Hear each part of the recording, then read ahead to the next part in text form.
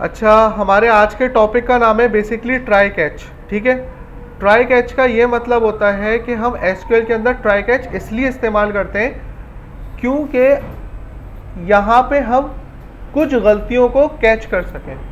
जैसा कि मैं एक छोटी सी एग्जांपल देता हूँ, अगर हम इंटीजर वैल्यू वारचार में इंसर्ट कर रहे हो या वारचार एक इंटीजर वैल्यू है जो एज पूछ रहा है और एज की जगह अगर मैं कैरेक्टर लिख दूँ तो यहाँ पर एक एरर जनरेट होगा। तो इन चीज़ों से, इस तरह की चीज़ों से बचने के लिए हम ट्राई कैच इस्तेमाल करते हैं। सबसे पहले यहाँ पर मैं एक अपडेट की क्यूरी चलाता हूँ। पहले ट्राई कैच करने से पहले मैं अपडेट की क्यूरी चला के आप लोगों को दिखा देता हूँ। ठीक है भाई, अपडेट, और अपडेट के बाद मैं यहाँ पर टेबल का नाम लिख देता हूँ। अच्छा, मैंने क्या किया हुआ मैं थोड़ा सा बता दूँ।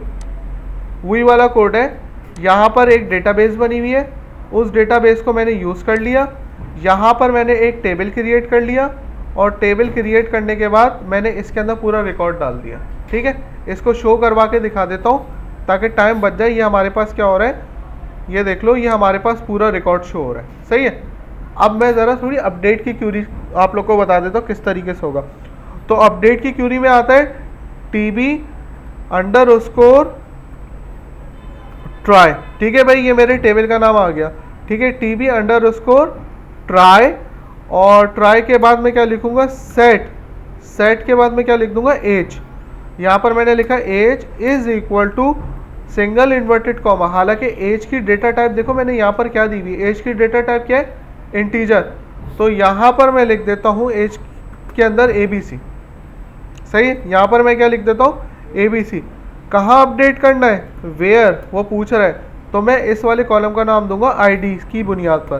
तो ID में इसको दे देता हूँ ID इज इक्वल टू 2। तो ये जो अली का रिकॉर्ड है ये उसूलन अपडेट हो जाना चाहिए।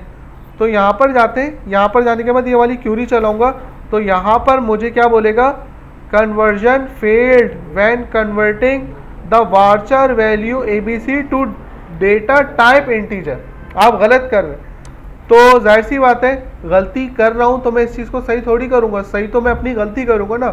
तो यहाँ पर अब क्या होगा कि मैं एक मैसेज बना दूंगा ताकि कोई भी डेटाबेस यूज़ करे, अगर वो इस तरह की या इससे रिलेटेड और किस्म की कोई मिस्टेक करे तो उसके पास एक मैसेज शो हो जाए। तो मैं इस वाली क्यूरी को रख दूंगा ट्राई कैच के अंदर। तो सबसे पहले मैं इधर जाता हूँ, यहाँ पे लिखता हूँ बिगिन, और बिगिन के बाद मैं यहाँ पे लिख देता हूँ ट्राई। क्या लिखता हूँ, बिगिन ट्राई। नीचे जाऊँगा और यहाँ पे लिख दूंगा एंड और एंड ट्राई। सही है भाई। उसके बाद यहाँ पर एक मैसेज लिख दूंगा, बिगिन। भाई मैसेज लिखो, कैच, बिगिन और कैच। बिगिन करना, कैच कर लेना, क्या कर लेना, यहाँ पर मैं आता हूँ और यहाँ पर प्रिंट लिखता हूँ। ठीक है। अच्छा, एसक्यूएल के अंदर क्या होता है, जब कभी हम एसक्यूएल के ऊपर आउटपुट शो करवाते तो हम प्रिंट का फंक्शन यूज़ करते हैं। ठीक है। तो यहाँ पे मैं क्या लिखता हूँ, you can not insert varchar into integer. ठीक है, यहाँ पर मैंने एक मैसेज दिखा दिया कि आप वारचार को इंसर्ट नहीं कर सकते इंटीजर में। एंड में बस एक छोटा सा काम करना होगा तुम लोगों को, यहाँ पर लिखना एंड कैच।